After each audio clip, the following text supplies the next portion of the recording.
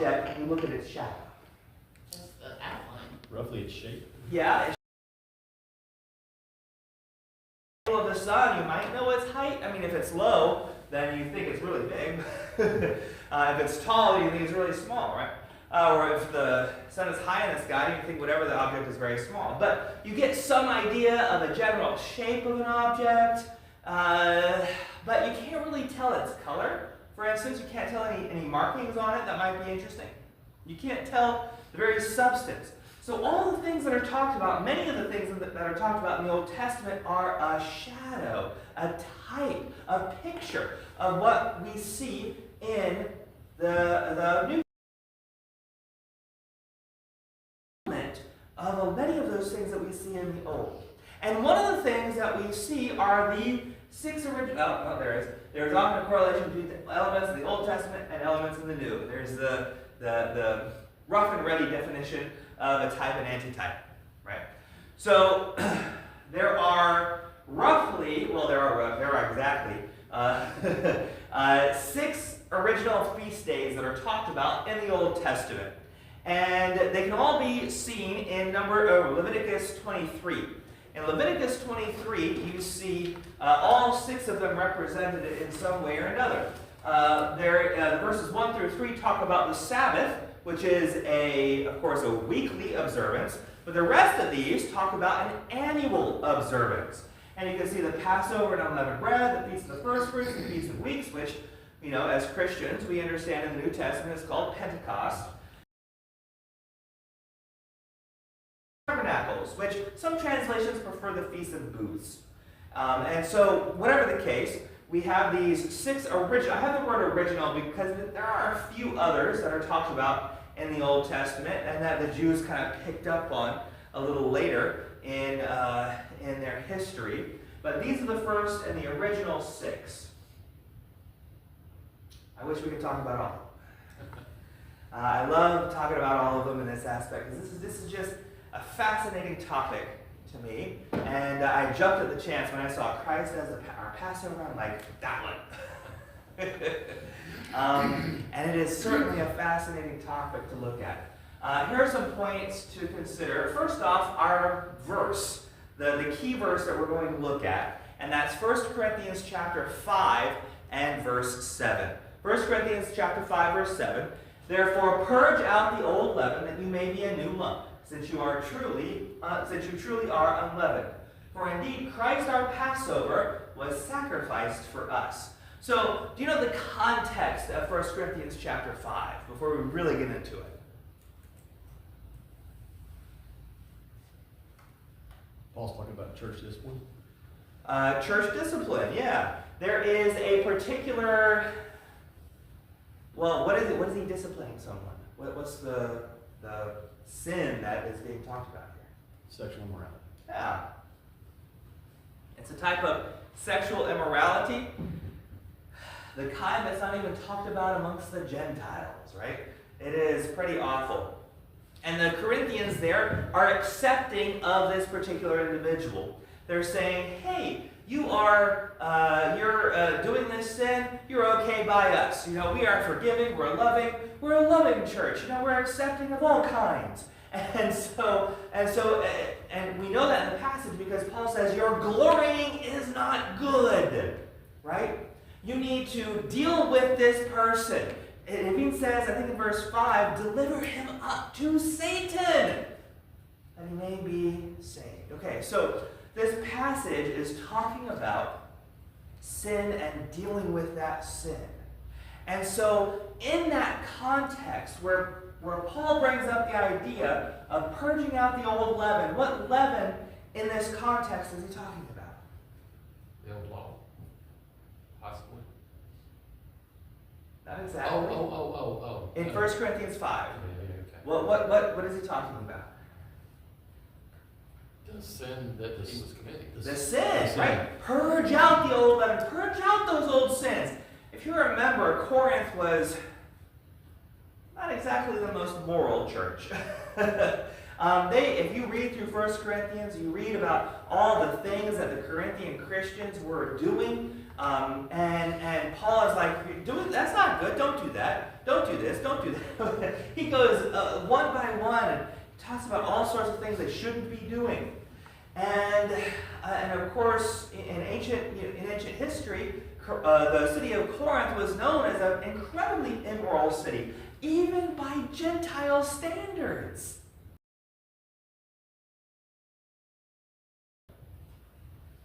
He's saying, purge out the old leaven, get rid of all that wickedness and sin, that you may be a new lump. What do we see in Romans chapter 12 and verse 2? Do not be conformed to this world, but transformed by the renewing of your mind, that you may prove what is that good and acceptable and perfect will of God. Get rid of all that old stuff, you have this new lump. Since you truly are unleavened. Wait, unleavened. Get out old leaven. We are unleavened. Christ is our Passover sacrifice for us. What does it mean then to be our Passover? So, we're going to consider, a few minutes in, 3 things. I don't want to call them points. I guess I call them points up there, but 3 points to consider. I want us to look at for what the significance of all of this is. First off, the need for the Passover. In the Old Testament, why did they need to have a Passover? Do you remember?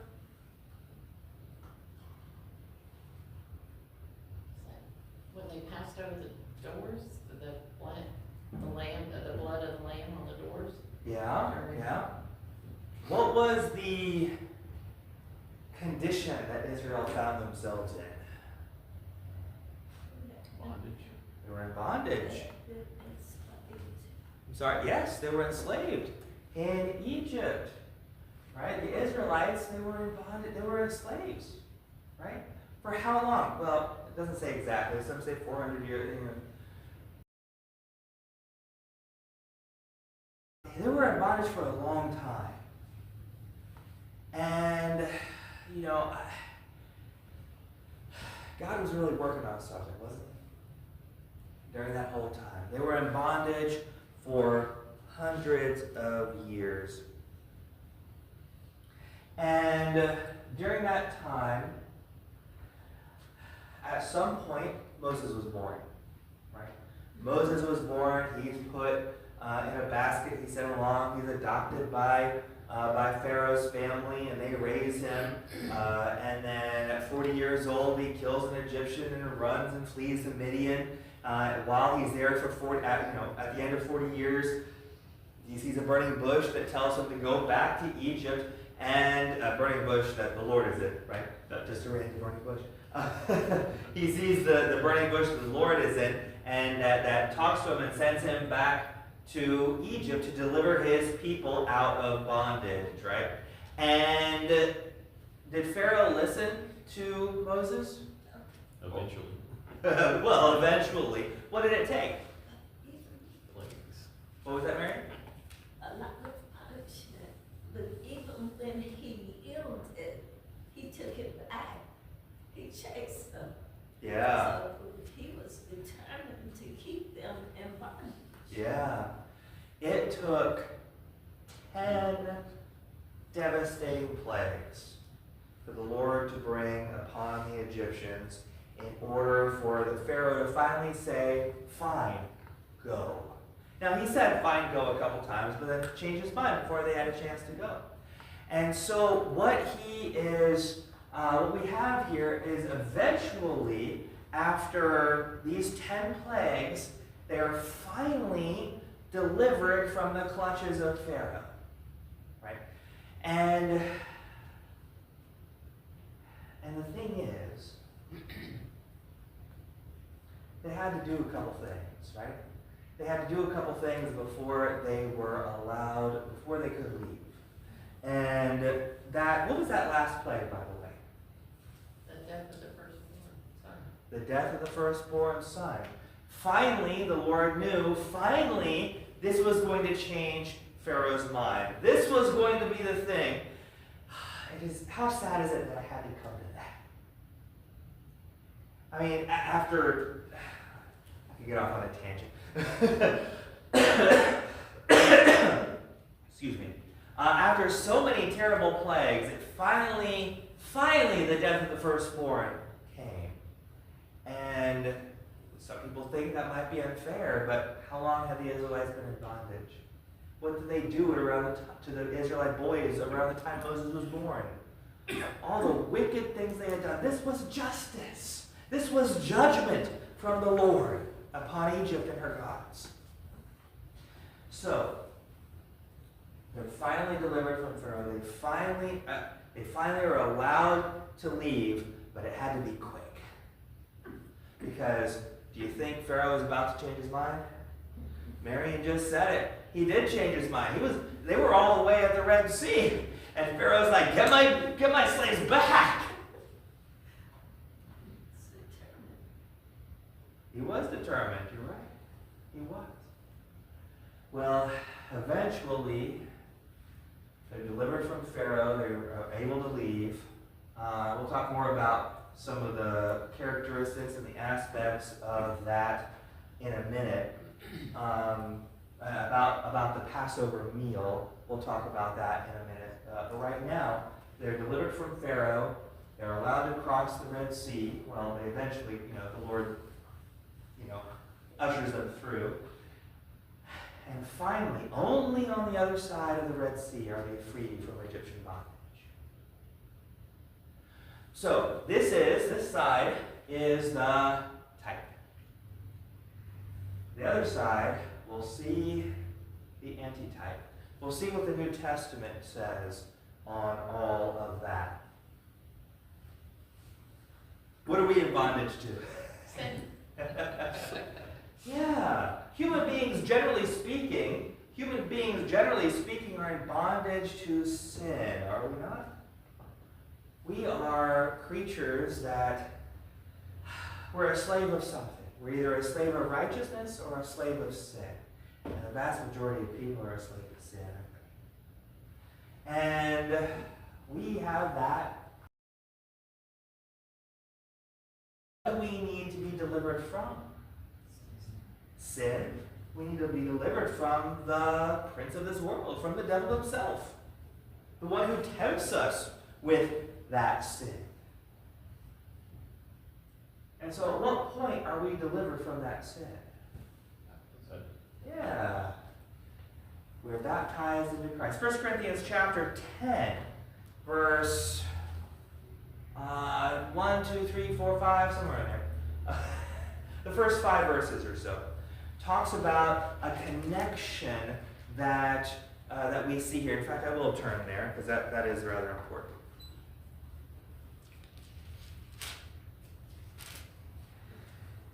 Moreover, brethren, I do not want you to be unaware that all our fathers were under the cloud, all passed through the sea, all were baptized into Moses in the cloud and in the sea. All ate the same spiritual food, and all drank the same spiritual drink. For they drank of that spiritual rock that followed them, and that rock was Christ. So, looking at that, that's one of the fascinating things about this story, isn't it? That rock was Christ. Christ was with them the whole time in the wilderness, helping them and that rock, of course, that rock is the one in which they got the water from. The waters of life that sustained them and helped them through that wilderness. We, right now, are in the wilderness, aren't we? We're right now in that wilderness. Before we became a Christian, we were in Egypt. When we were baptized is when we crossed the Red Sea. That's what that pastor says. They're baptized into Moses, the Red Sea. We're baptized into Christ. We're baptized that we're free from that, and then we're wandering now in the wilderness for 40 or more years. Maybe less. There's some with less. But we're freed from sin. Now, it's not a perfect analogy. Obviously, we see how terrible the Israelites were in the wilderness. But eventually, them as a people are allowed to go home, are allowed to enter into the promised land. That promised land for them is heaven for us, that place of rest. So Christ is indeed our Passover. This was the need for the Passover because they were slaves in Egypt, and we have a need of a Passover lamb because we are slaves of sin, or at least we were slaves of sin. Okay, so we have that need. Next, there are some characteristics that we see. I point out the unleavened bread because here in chapter 5, verse 7, that there's this concept of the leaven. Okay? A little leaven leavens the whole lump in verse 6. Therefore, purge out the old leaven that you may be a new lump, since you truly are unleavened. The concept of unleavened bread is a very important concept in the scriptures. First off, and I'll have it'll be at the bottom there in a second, but first, leaven is often a symbol of sin in scriptures. Not always. There is one parable I remember that leaven is actually used in a parable to show the growth and the expansion of the church or the kingdom, same thing. But generally speaking, when you consider leaven in the Old Testament and in the New Testament, it is sin. Now, how easily does sin spread? Quickly. Yeah. I'm reminded of Joshua, the Battle of Jericho. The walls came down, and there was one soldier who said, "That looks nice," when he should have destroyed it, or allowed it to be destroyed. And he takes it, and he keeps it in his tent. He went against the commands of God, and they go up then against Ai, a smaller town, minor thing, nothing compared to Jericho. And what happened? They lose. They lose. And then they had to suss out who was at fault. They figured out it was Achan and his family. He and his family are destroyed. Sin spreads quickly. And if sin in a church is not dealt with, and the sins are talked about in 1 Corinthians 5, verse 11, there are several sins that are talked about there that are worth disfellowshipping someone over, or withdrawing from someone over, delivering them up to Satan, to use the phrase in 1 Corinthians 5. There are several things in that verse that we see that are worth doing that over. And that is what can help the church. If we do that properly and do it as God says, that will help the church to keep sin from spreading in the camp. We got to nip that in the bud so God won't remove our candlestick, right? We see in Revelation chapter 2. So for the unleavened bread, for the Israelites, the unleavened bread is part of a later feast. So we often call it Passover and the Feast of Unleavened Bread. And that is because the Passover is one day. It is the 14th day of the first month. That is one day in the Israelite calendar. And then they have a week-long feast after that, from the 15th to the 21st, 22nd of that month, called the Feast of Unleavened Bread. And through all of that, they needed to eat only unleavened bread. All leaven is to be purged from their house. We see this in Exodus 12, where all the regulations are talked about for what we can see needs to be done during the Passover. And in Exodus 12, they needed to remove all of that leaven in order to do this. Now, the reason why they needed to do that, did they need provisions for the ride? They needed a road snack, right? They needed some food in order to take with them on their journey out of Egypt. And so they were going to make some bread, but leavening would take a while. Have you ever made bread before? 4 or 5 days or something like that. A Take little longer. that long, just hours. Yeah. It depends on. We did pizza dough this past Saturday, and we had to let it rise about 3 hours. Yeah, that's usually about it. That's about how it is. Several hours. Whenever I've made bread myself, I'm not using a machine. I would, I'd have to let it rise for an hour, then knead it again, rise for another hour, and then bake it for about a half hour. And then of course you had to take some time to knead it, put it all together in the first place. So it would take 2-3 hours. Long, about 3-4 hours or so, however long, hours in order to get this done. But the reason why unleavened bread was needed was because of how fickle Pharaoh was. Because he could have changed his mind at any moment. And so they needed to be quick. Get that bread made quickly, get it going, so you can get out of there as soon as you can. As soon as you hear the word go. Right? And so they needed to do that quickly. Yeah. They needed to leave ASAP. For the Christian, where do we see unleavened bread? Lord's Supper?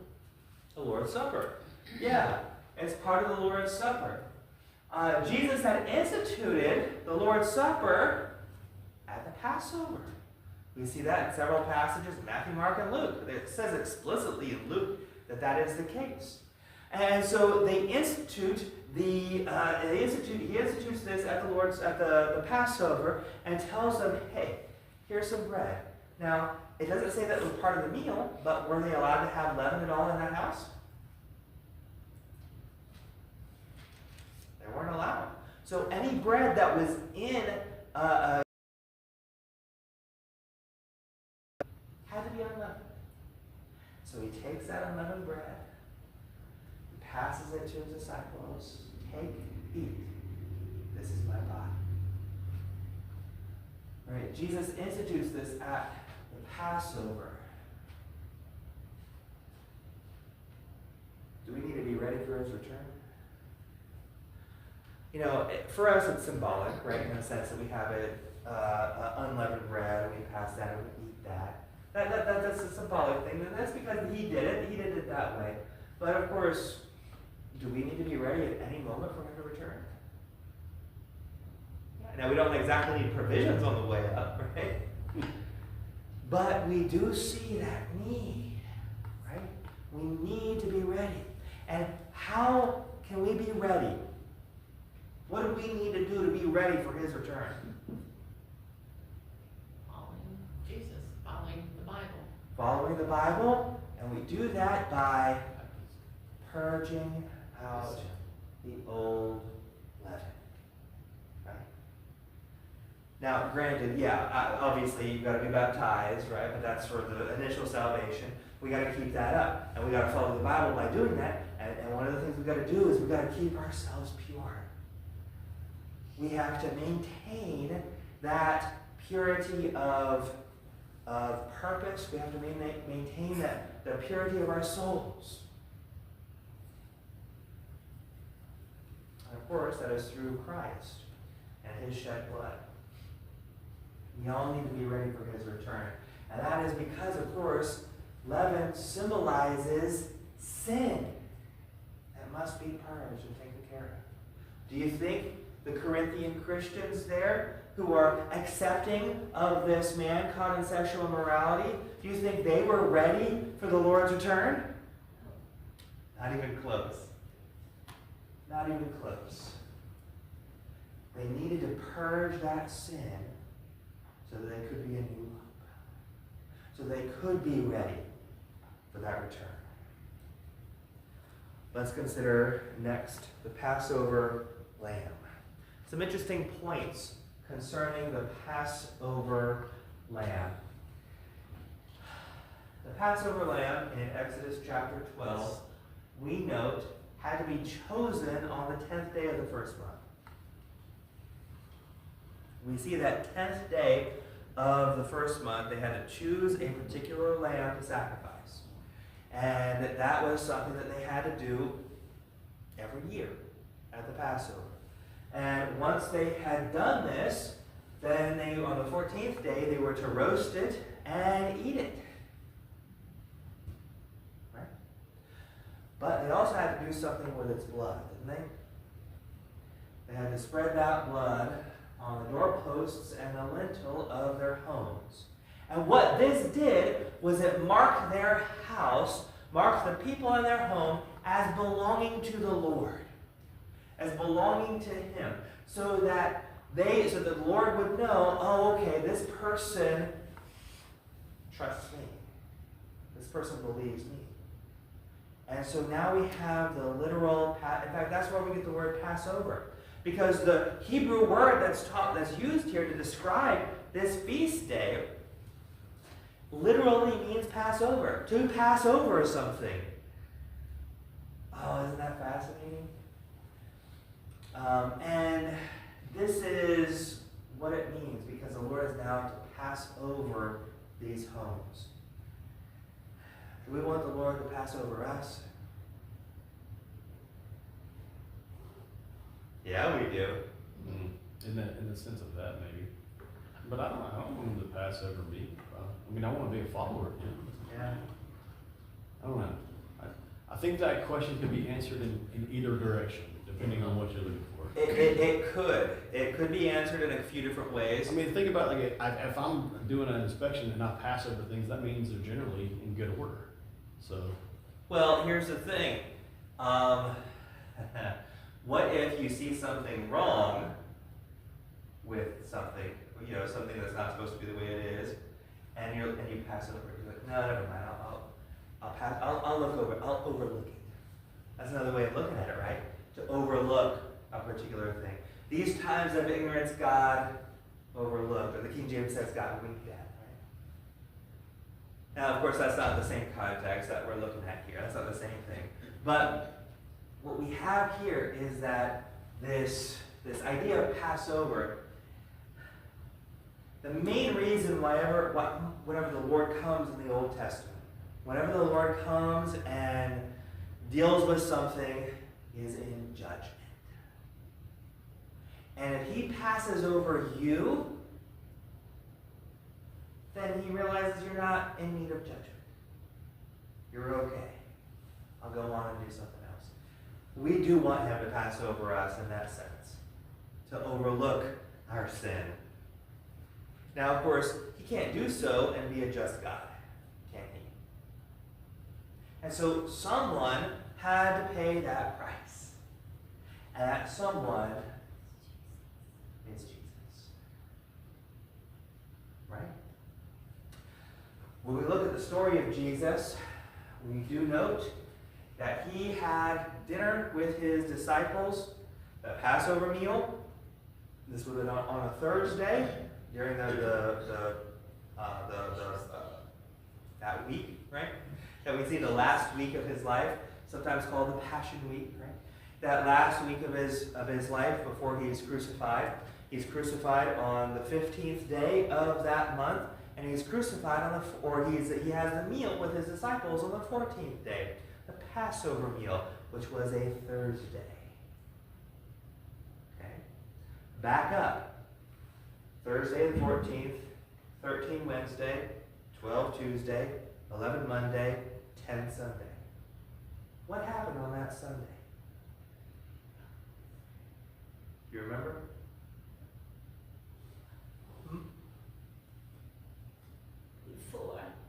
Before his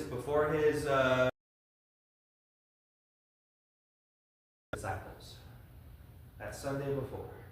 We sometimes call it Palm Sunday, some people do. Yes. So what is it? What happened on that day?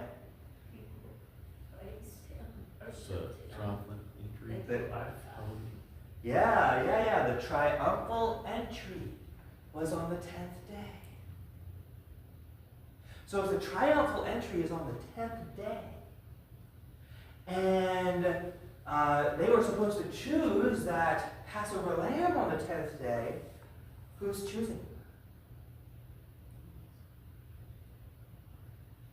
Well, they choose Jesus, but who chooses Jesus? Jewish The people. people. Now, they're not doing so intentionally. They don't realize that this Jesus is going to die in less than a week, right? They don't realize that. What they realize is that this person has just raised Lazarus from the dead. This person has got to be a pretty remarkable person. And so they are giving him a royal welcome into the city of Jerusalem, essentially realizing or believing that this man is the Messiah. And by doing so, they're choosing him to be the one to die for their sins.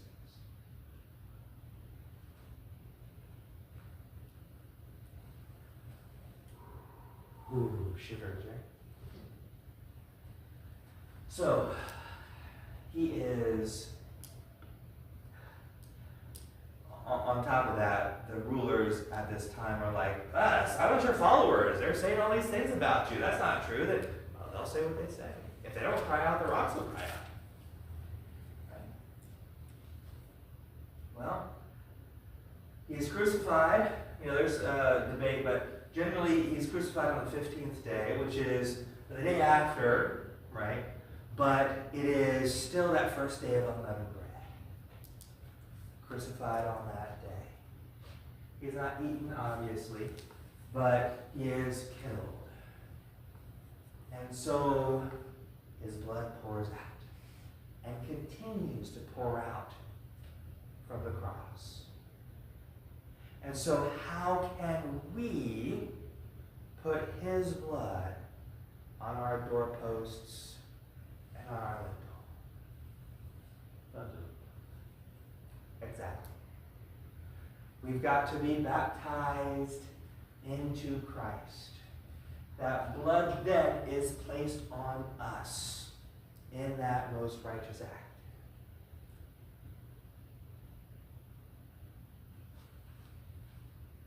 And so, baptism identifies us as belonging to the Lord. So, with these three things, these 3 points here, the need for the Passover is to deliver the Israelites from bondage. Our Passover is to deliver us from sin. We have the unleavened bread that we need to purge out from us, that we eat during the Lord's Supper, but also in a symbolic sense to remove that old leaven and take it completely as far out of our house as we can, so that we can be that new lump, free of sin. And Christ himself, the Passover lamb, we need to make sure that that blood covers us. And that blood covers us when we've been baptized into Christ for the remission of our sins. And when that happens, 1 John 1 verse 7, if we walk in the light as he is in the light, we have fellowship with one another, and his blood cleanses, present tense, cleanses us of all sin. That blood continues to be over our doorway as we continue to walk in the light. Can we walk outside of that house? Yeah. So we need to stay in that house in order for the Lord to pass over us. And that marks us as belonging to him. So, what will you do? That's the invitation. And I'll do that in a minute. But that's what we got to consider. We have to consider all of this and consider what this means for our lives. That he is indeed the Passover, that he has taken care of our sins, taken them as far away as possible. And we need to respond in a particular way. We have a few minutes. Any comments or thoughts before the kids come in? Yes, ma'am. How do you think some people miss, especially the last points, how you connected the dots? How could so many religious people miss that? How can so many people, you mean about baptism especially? Yes. Yeah, how miss the need for baptism. You know, it's really fascinating. I was listening to an audiobook by this famous scholar, and he was talking about 1 Peter chapter 3, verse 21. And he's not a member of the church, or he's passed away, but he wasn't a member of the church. But he was a believer. And so he's talking about that passage, and he, I believe, if I remember correctly, he was more of a Baptist persuasion. He recognized the need for baptism, but not the purpose of baptism. And yet, in his discussion on 1 Peter chapter 3, verse 21, he recognized, he saw that baptism identifies us with Christ, with his resurrection. That's what it says in that verse, doesn't it? And so, if that's the case, why did you not make the obvious application to that? So it's a very good question, Marion, and the answer is, ultimately, I don't know. But if I were to guess, the answer would be they're committed to a particular doctrine, to a particular viewpoint, and it's hard for them to separate themselves from that viewpoint and to look at the Scripture and the Scripture alone.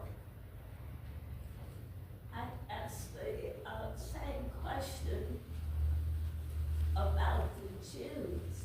They had the Scriptures, the Old Testament,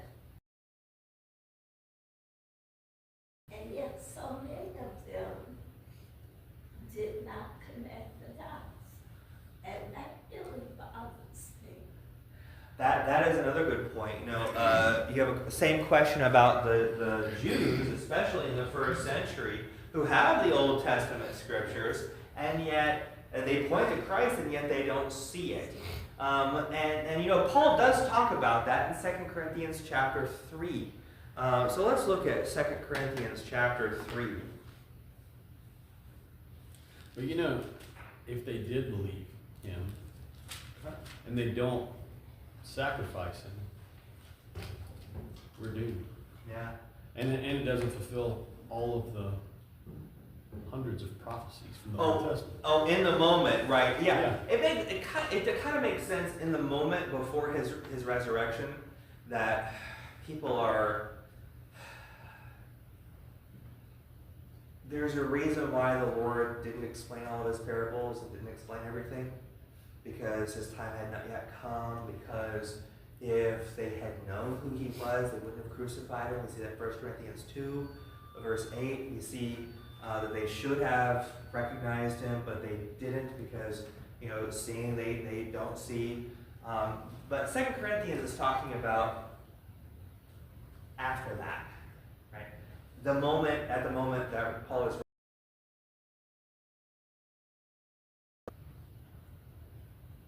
verse 12. Therefore, since we have such hope, we use great boldness of speech.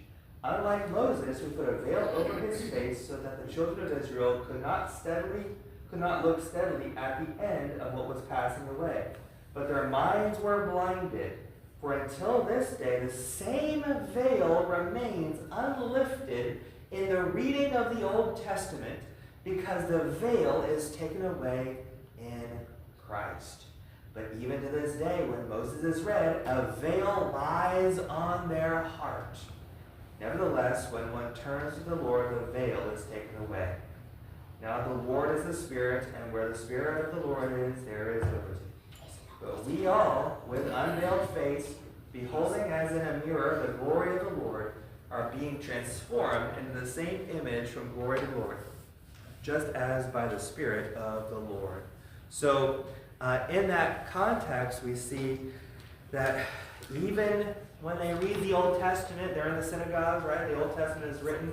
They can't see past their own noses, essentially, what's being said there.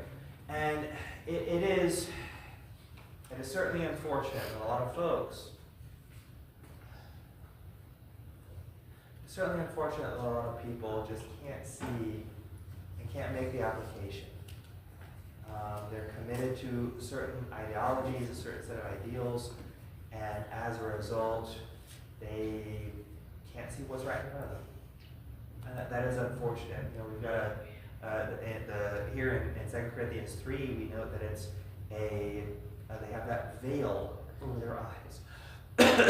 And many of them still have that veil over their eyes. A lot of people still today have that veil. But we're at time, so I will let whoever's leading the songs do that now. You got it? Oh, yeah.